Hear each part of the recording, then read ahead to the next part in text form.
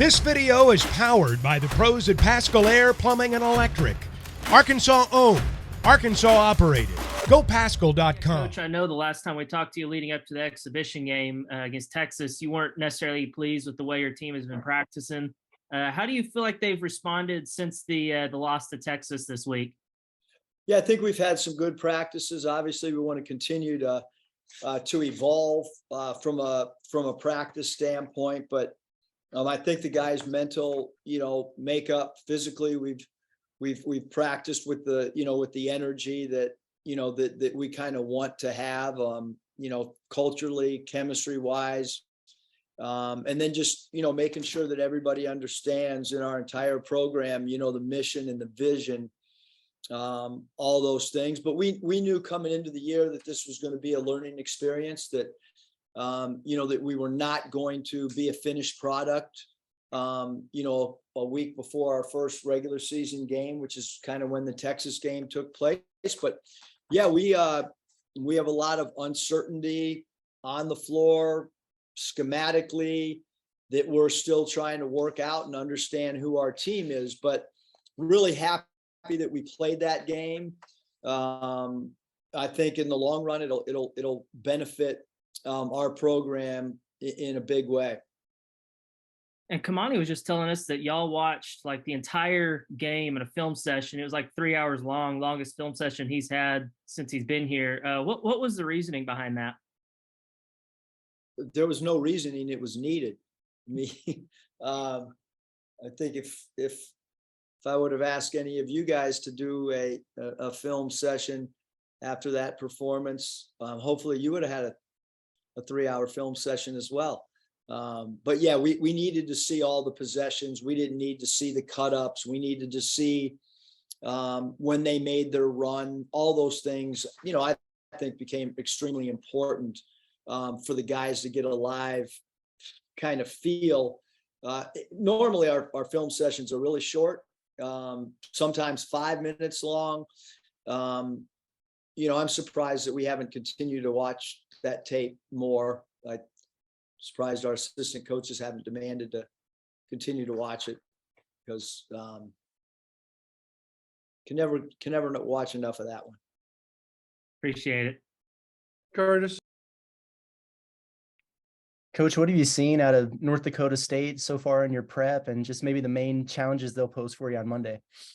Yeah, so obviously, Morgan, number 23 inside, had a really good game. We all watched that game on live stream. And number 4, Nelson, is kind of their star. He's a guy that both those guys, Morgan and Nelson, are 6'10", and Nelson's got 3-point range. He's got game off the bounce. They posted Morgan up a lot, trying to get him deep post catches. And number 14, Scunberger, is a guy that can shoot threes. Also a very good dribble driver. He's got a dribble drive game with his left hand.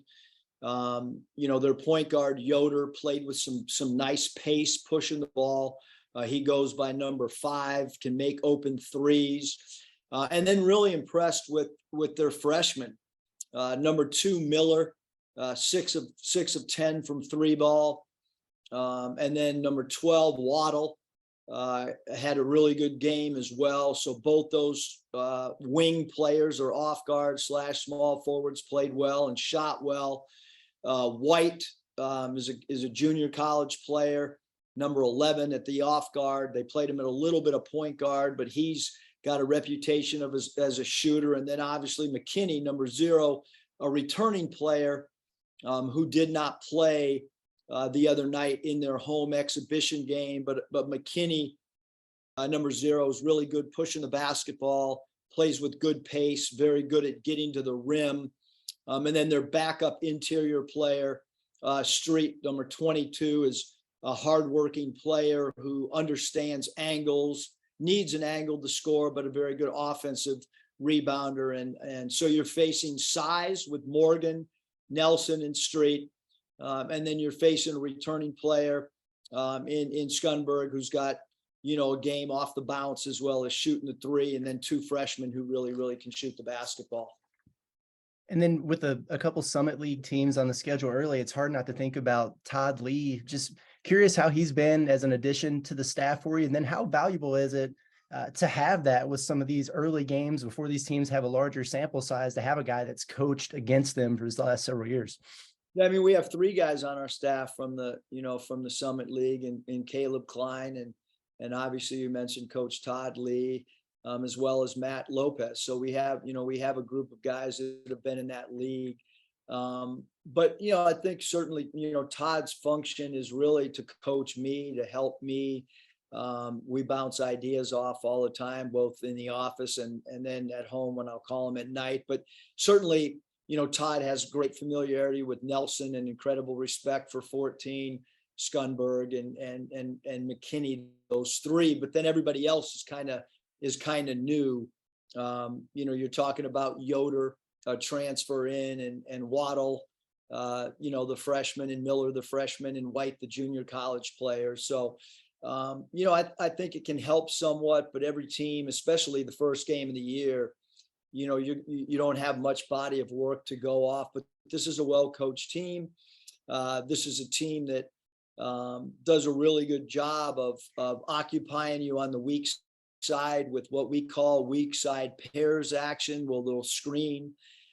They like to throw the ball into their post. Their post guys are good crab dribblers to try to get closer angles to the rim. Little bit unorthodox to see guys like to put the ball on the deck. Number 4, Nelson, going to his left. Number 14, both like to dribble drive. Right-handers who like to go left a little bit. So, they present some problems and some uniqueness that maybe we don't see in SEC play.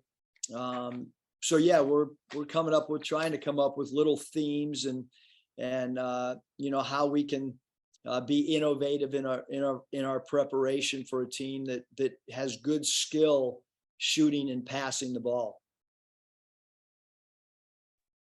Scotty? Hey, Coach, I'm going to maybe pull a Bob on you real quick.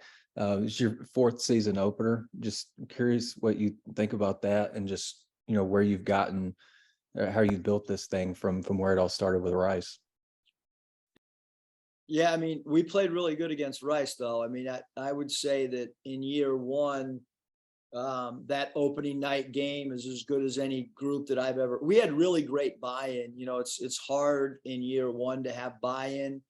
And it always starts with your star players. And I certainly felt like Mason Jones and Isaiah Joe did an incredible job of buying into what we were trying to convey to them. I don't have that score in front of me, but I know at one point it might have been up in the 45s or something. And so it was a team that was really, really ready to play. And I think, on opening night, you've got to be ready to play. We got a young team. I think that the Texas game again helped us. But we've got to understand and respect every possession. And we have to understand as a group how hard it is to win a 40-minute basketball game and how hard you have to compete. Yeah, it kind of led me into my next question. Where would you gauge the readiness of the guys right now? I think that if, I've been around Hall of Fame coaches that, have often, said a team's ready to play, and then you go out and you stink. And I'm not one of those guys that looks at a practice today on Friday and says that that's going to determine the outcome of the game. I certainly think that you can get a feel for your team on their mental approach. You can get a feel for readiness. But even on shoot-arounds, I mean, I've seen some horrific shoot-arounds, and then, oh wow, you end up winning a huge game. And I've seen the opposite, where you think your team's. I mean, I thought we had a great shoot-around in Little Rock last year, and we had a lot of people, a lot of coaches that sat in and watched that and thought it was one of the best shoot-arounds that they've seen, and that's one of the most horrific games I've ever been a part of. So that shoot-around was not indicative at all of how we went out and played. And you've mentioned this preseason, maybe I think it was after the red-white game. You guys are going into the year with a target on your back. Do you get a sense that the guys are understanding of that, or where do you think they are in terms of embracing it? Yeah, I think some understand it and some don't, but I think that's, not unexpected. I told I told everybody that I thought before the Texas game, it would be an eye-opening experience, and it was. And so I think there's a lot of unknowns headed into this 3-game homestand before we go to Maui. And I think that you'll see different things start to emerge game by game as well. Roles will start to be, solidified a little bit more, although we have had a pretty good body of work to judge both off, a lot of practice time, a lot of charting of things, a lot of game action. But I think that, when the lights come on, things can change for players, both ways, good and the opposite of good. Demetrius. Coach Buzz, can you comment on the BWA live event? And is that maybe something you see happening in the future before marquee games like a Kentucky or Florida? Yeah, I thought last night was really good. I mean, the student section that came, was even more than we probably had anticipated being the first time. I love the idea of entertainment. I think when you come from a professional background, that's kind of, look, this is basketball for sure, but it's also a form of entertainment because you're asking people, to spend money to come watch not just a game, but to be entertained during timeouts, entertained at halftime, entertained pregame, entertained postgame. And I think that as most things in college athletics have evolved to go the pro route in many aspects, the game operations and all that, I think, is still evolving in college. But I think the environments that become really, really good are the environments that take on some of the things that happen professional, because let's face it, the NBA is maybe the world's greatest entertainment game, not just between the lines. I mean, you go to a Memphis Grizzly game and there's a lot of stuff happening. And you go to a Golden State Warrior game, a lot of stuff going on besides the basketball game. And so I certainly think that over the next 5 years, you'll see a lot more innovative things happening across college athletics from an entertainment standpoint. Where we're in that, I don't know. I'm all for creativity and doing things that are not the norm. Any other questions for Coach Muss? Mike's worried about what I might say, I guess. Yeah, Eric, I'm curious if you've got an idea a few days out who you might start, or is that still just kind of a fluid situation? Yeah, I mean, I much like college coaches, and they don't know which quarterbacks are playing, and injuries or flus or whatever. Like I'm not really sure who we will start. The first time the public will know is probably whenever that starting graphic goes out.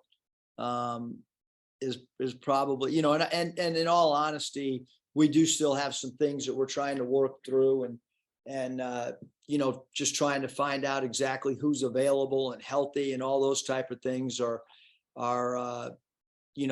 they evolve every day through practice, and so we just have to kind of see as we get closer, Scotty. I think we're still a little bit too far out on, exactly what we might do. And I still want to spend the weekend looking at matchups and, want to get off to a quicker start maybe than what we did at Texas as well. Football is back, and BetOnline remains your number one source for all your football betting needs this season. You'll find the latest odds, matchup info, player news, and game trends. And as your continued source for all sports wagering info, BetOnline features live betting, free contests, live scores, and giveaways all season long. Always the fastest and easiest way to bet on all your favorite sports and events like MLB, MMA, tennis, boxing, and even golf. Head to to betonline.ag to join and receive your 100% welcome bonus with your first deposit. Make sure to use the promo code BELIEVE to receive your rewards. That's BLEAV. Bet Online, where the game starts.